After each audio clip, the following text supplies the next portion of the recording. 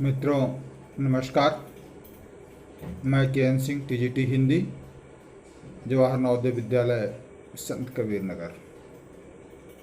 आज के इस वीडियो में हम लोग कक्षा 10वीं के लिए बहुत ही महत्वपूर्ण पाठ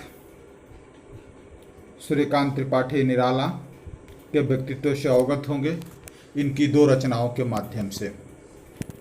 एक रचना उत्साह और दूसरी रचना है अट नहीं रही है।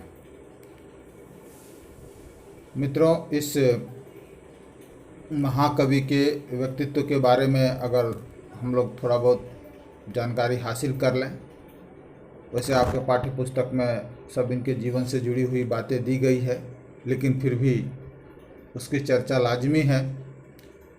एक महान व्यक्तित्व जो मूल रूप से उत्तर प्रदेश के उन्नाव जिले से तो ताल्लुकात रखते थे, लेकिन इनकी जन्मस्थली और कर्मस्थली बंगाल का कलकत्ता, जो रामकृष्ण परमहंस की जन्मस्थली और कर्मस्थली, कर्मभूमि, स्वामी विवेकानंद की कर्मभूमि, जहाँ से संपूर्ण मानवता का संदेश पूरे विश्व में गूंजा, उस धरती पर इन्होंने अपने आप को समर्पित कर दिया।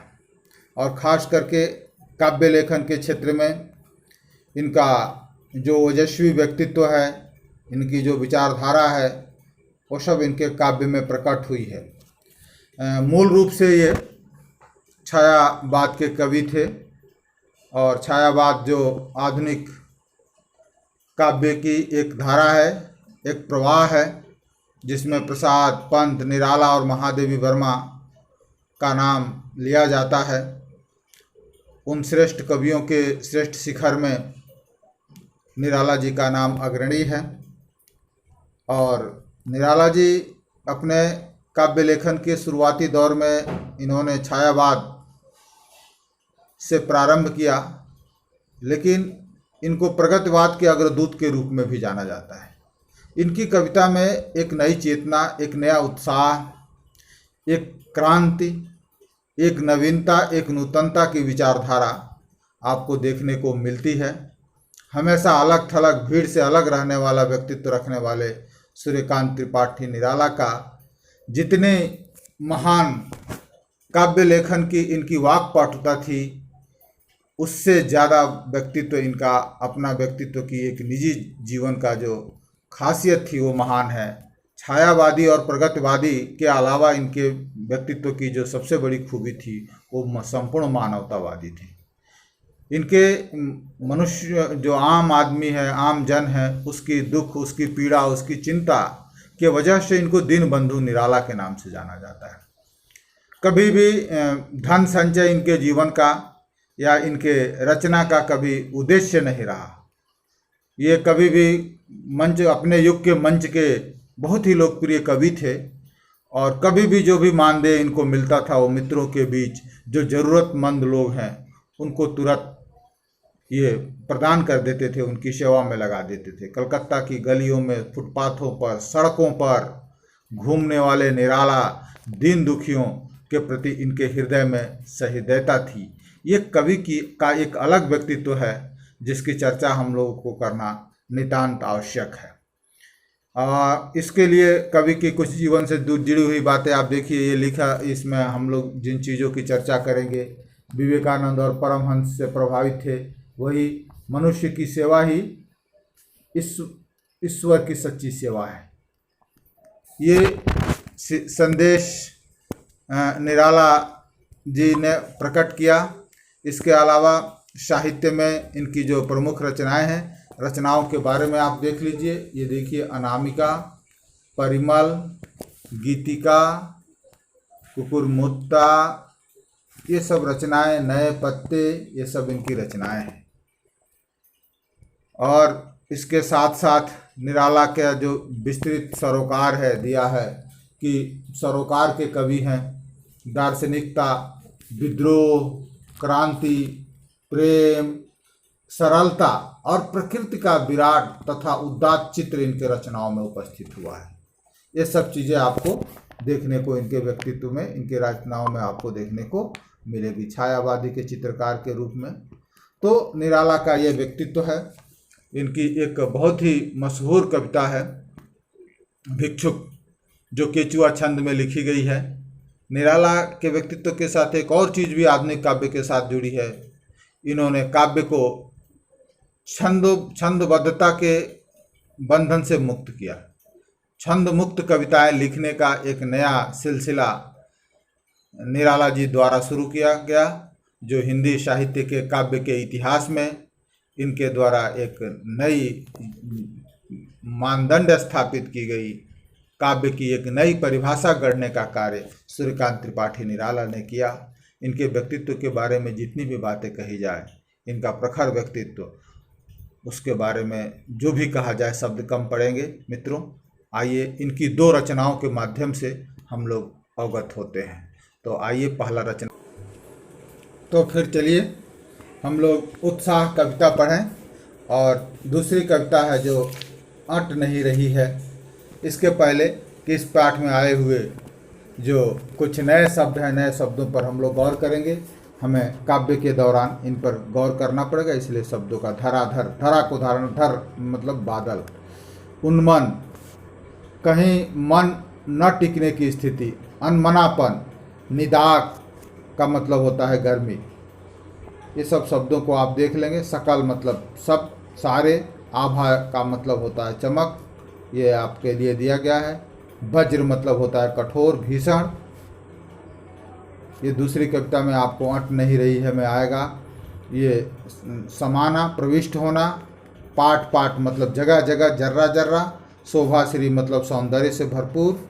और पटना मतलब समा नहीं रही है। तो ये सब आपको नए शब्द आएंगे। आइए हम लोग एक जो इनकी रचना है उस रचना की चर्चा करते हैं। उस रचना का नाम है उत्साह। उत्साह जैसा कि शीर्षक दिया गया है, लेकिन हम लोग काव्य जैसा पढ़ेंगे हम लोग, तो इसमें हम लोग को पता चलेगा कि बादलों की चर्चा इसमें की गई है। देखिए कविता पढ़ते हैं कि बादल गरजो, घेर घेर घोर गगन धराधर वो।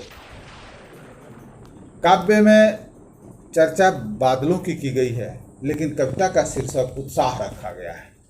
अब ये विचारणीय है। ये निराला की अलग शैली है, निराला का अलग व्यक्तित्व। जैसा कि मैंने आपको हमेशा कवि के व्यक्तित्व का छाप उसकी रचनाओं पर पड़ता है। निराला काव्य में बादलों के बरसने के सौंदर्य का चित्रण कर रहे हैं, लेकिन इनके चित्रण का अंदाज अलग है, निराला है, अनोखा है। क्योंकि ये बादलों से जैसे रिमझिम बारिश, फुहार, ऐसे जैसी कोमल कल्पनाओं और कोमल भावनाओं की बात नहीं कर रहे हैं, बल्कि इनके इस आह्वान में, बादलों के गरजने और बरसने के आह्वान में एक शंखनाद है, एक क्रांति है, एक नूतनता का, एक सृजनता का बीज समाया हुआ है। तो इस तरह से यह वर्णन जो है बादलों के बरसने की परंपरागत वर्णन से अलग है। देखिए निराला इसमें आह्वानित करते हैं बादलों को कि बादल गरजो। निराला जी कहते हैं कि बादल गरजो, हे बादल तुम गरजो, यानी घोर गर्जना करो। और गरजो भी तो कैसे, घेर घेर घोर गगन, मतलब चारों तरफ से घनघोर प्रचंड तरीके से घिर के आओ। धराधर वो, जल को धारण करने वाले हे बादल, तुम अपना प्रचंड रूप धारण करो और गरजो। गर्जना और तर्जना में एक उत्साह है। बादलों से याचना नहीं की जा रही है। इस कविता में बादलों को आह्वानित किया जा रहा है, बादलों को निमंत्रण दिया जा रहा है, बादलों को चुनौती दी जा रही है कि है बादल गरजो। इसीलिए इस कविता का नाम उत्साह रखा गया है, क्योंकि निराला के नाद में, निराला की ध्वनि में एक उत्साह, एक जोश, एक नवीनता, एक नूतनता, एक सृजनता की सूर है। बादलों से, बादल जो एक तरफ सौंदर्य की अनुभूतियों से जिसका बोध हो रहा है, दूसरे तरफ बादल जो सृजनता का बीज अपने अंदर छुपाए हैं, जनजीवन को अपने जल से शीतल करने की क्षमता जिसके अंदर है, और जीव जगत में, प्रकृति में जिसके बरसने से नूतनता का, सृजनता का, नवीनता का आविर्भाव होने वाला है, इस सब कल्पनाओं के वजह से निराला जो है इस काव्य में बादलों को आह्वानित करते हैं, बादलों को घेरते हैं कि घेर घेर घोर गगन, हे प्रचंड, हे विकराल बादल, घिर घिर करके आओ जो जल को धारण किए हो। यह आह्वान है कवि का। ललित ललित काले घुंघराले, सुंदर, ललित का अर्थ क्या होता है? सुंदर, सुंदर।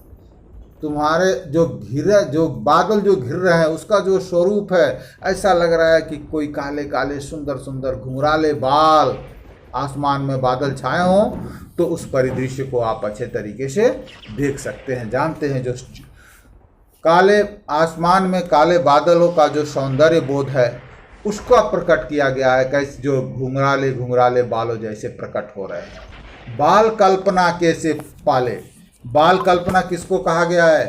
यानी बादलों का जो स्वरूप है वह बच्चों जैसा पल पल कल्पित है, पल पल परिवर्तित हो रहा है, कहीं घिर रहा है, कहीं काला, कहीं सफ़ेद, पल पल अपने रूप को बदल रहा है। जैसे बालकों की कल्पना पल पल बदल रही है, उस सौंदर्य की अनुभूति को बाल कल्पना कैसे पाले, यानी ये जो काले काले घुंघराले बालों के जैसा सुंदर बादल जो आसमान में घेरे हुए हैं, जो जल को धारण किए हुए हैं और वो घोर गर्जना के साथ प्रकट होने वाले हैं, उनके सौंदर्य बोध जो है वो बालकों जैसा बदल रहा है। बाल कल्पना कैसे पाले, विद्युत छवि उर्मे, हृदय में जो है बिजली की चमक, बिजली की आभा जिसके हृदय में समाई हुई है। कवि ने बादलों को कवि कहा है, कवि ने बादलों को भी कवि कहा है। कवि नवजीवन वाले बादल साधारण बादल नहीं है, इसके अंदर नूतनता का संचार है, इसके अंदर चेतना का संचार है, जो अपने अंदर एक सृजन का बीज लिए हुए है। इसीलिए जिसके हृदय में बिजली की चमक है, आभा है, ज्योति है, और जो एक कवि है, कवि ने किसको कवि कहा है? बादलों को कवि कहा है, नवजीवन वाला कवि। बादल क्या है? ये देखिए, कवि नवजीवन वाला, यानी बादलों को कवि ने नवजीवन वाला कवि कहा है, क्योंकि उसके तान में, उसकी अभिव्यक्तियों में भी एक नूतनता का बीज समाया हुआ है। हम सब लोग जानते हैं कि जब बारिश होती है, जब बूंदें पड़ती है, तो जीव जगत में एक नवीनता का, एक नूतनता का संचार होता है। वज्र छिपा नूतन कविता फिर भर दो। जो बादलों के अंदर एक दृढ़ता है, एक प्रचंडता है, वो छुपी हुई है, और वह बादल जब बरसेगा, अपने इस कठोर स्वरूप को जब त्यागेगा, तो नवीनता का बीज इस जीव जगत में प्रस्फुटित होगा। नूतन कविता भर दो, मतलब संपूर्ण जीव जगत में यह बादल की रचना है। बादल की यही रचना, जो प्रकृति की जो अद्भुत सुंदरता है, यही बादल की नूतन कविता है। बादल रूपी कवि की ये नूतन कविता है। कौन सा नूतन कविता है? जो जीव जगत में जो परिवर्तन दिखाई दे रहा है, बादलों को बरसने के बाद जो सब कुछ बदला हुआ परिदृश्य था, तो उसी को नूतन कविता कहा गया है। ये जो प्रकृति का सौंदर्य है, जो नूतनता है, जो सृजनता का जो स्वरूप जीव जगत में दिखाई दे रहा है, उसी को कवि ने नूतन कविता कहा है। और कवि कौन है? बादल है। कौन सा कवि है? नवजीवन वाला कवि। फिर भर दो, यही आह्वान है। हम समझ सकते हैं कि कवि ने इस कविता का नाम उत्साह क्यों रखा होगा। क्यों नहीं कविता का नाम बादल रखा? क्यों नहीं कविता का नाम बारिश रखा? कविता का नाम सावन क्यों नहीं रखा? क्योंकि कवि की जो व्यक्तित्व की अभिव्यक्ति है आपके इस रचना में, और वही सौंदर्य इसमें प्रकट होता है, वही उत्साह, वही जोश। एक आह्वान किया है कवि ने बादलों को, फिर भर दो बादल गरजो। बादलों से बरसने और गरजने की बात कर रहा है। आइए अगला छंद देखते हैं। अगले जो लाइन है, अगले जो कि बिकल बिकल उन्मन थे उन्मन, यानी हम बेचैन थे, व्याग्र थे, मन उदास था, विधिग्न था, अनमना थे। कब? जब ये बादल नहीं थे, उमस थी, गर्मी थी, और गर्मी की प्रचंडता को आप अनुमान लगा सकते हैं कैसे आदमी बेचैन होता है। तो ये जीव जगत की बेचैनी है। ये विकल विकल उन्मन थे उन्मन, ये जीव जगत की उन्मनता है, ये उन्मन है, ये उदासीनता है, बेचैनी है, किसकी है? संपूर्ण जीव जगत की। और विश्व के निगात के सकल जन, संपूर्ण जन जो है, पूरा विश्व यानी पूरी सृष्टि इस विकराल गर्मी से परेशान है। सब लोग बेचैन है, उन्मन है अर्थात उदास है। आए अज्ञात दिशा से अनंत घन, आए अज्ञात दिशा से अनंत घन। इस विश्व की उदासी में, इस जीव जगत की उदासी में अज्ञात दिशा से जब बादल प्रकट हुए तो आप सोच सकते हैं कैसे बादलों को देख करके एक आम पीड़ित लोगों के जनमानस के मन में किस तरह से एक उत्साह की लहर दौड़ जाती है। जब भी हम इस तरह के उदासी में, इस तरह की बेचैनी में रहते हैं तो कहीं घना बादल दिख गया तो हमारे मन में एक उम्मीद की किरण जग जाती है। तो ये अनंत अज्ञात दिशाओं से ये बादल का स्वरूप जब हमें दिखाई दिया, तप्त धरा, जलती हुई धरा को जल से फिर से भर दो, शीतल कर दो। कवि आह्वानित करते हैं निराला जी, हे बादल, जो ये पूरा संपूर्ण सृष्टि जीव जगत जो गर्मी से भयानक विकराल गर्मी से उन्मन है, विकल है, बेचैन है, अनंत दिशाओं से बादल आए और उनके मन में एक उम्मीद की किरण जगाए, एक नवीनता का बीज पैदा करेंगे, एक सृजनता का बीज पैदा करे। जल से फिर उन्हें भर दो, शीतल कर दो, बादल गरजो। इस प्रकार कवि ने इस कविता में तमाम तरह के आह्वान, तमाम तरह का निमंत्रण बादलों को दिया है। तो इस कविता को आप समझ सकते हैं बच्चों कि हमने निराला जी के व्यक्तित्व के अनुकूल ही इस कविता का नाम उत्साह क्यों रखा गया है। अब आप इस अच्छे से समझ सकते, क्योंकि कविता में निराला जी ने बादलों को आह्वान किया है, निमंत्रण दिया है, एक क्रांति के दूत के रूप में, एक नूतनता के दूत के रूप में, एक सृजनता के दूत के रूप में बादलों के प्रति, बादलों के जो स्वरूप है उसके सौंदर्य बोध के साथ साथ एक क्रांतिनाद के दूत के रूप में प्रस्तुत किया है। इसीलिए इस कविता का शीर्षक उत्साह रखा गया है, न कि कोई बादल, न कोई बारिश, न कोई शब्द। प्रश्न पर विचार जब हम लोग अगला इसी का दूसरा भाग जो है अट नहीं रही है, जिसमें कवि ने बसंत के स्वरूप का चित्रण किया है, उसमें हम लोग करेंगे। उसके बाद प्रश्नों पर विचार करेंगे। धन्यवाद। आज का यह पाठ पूरा।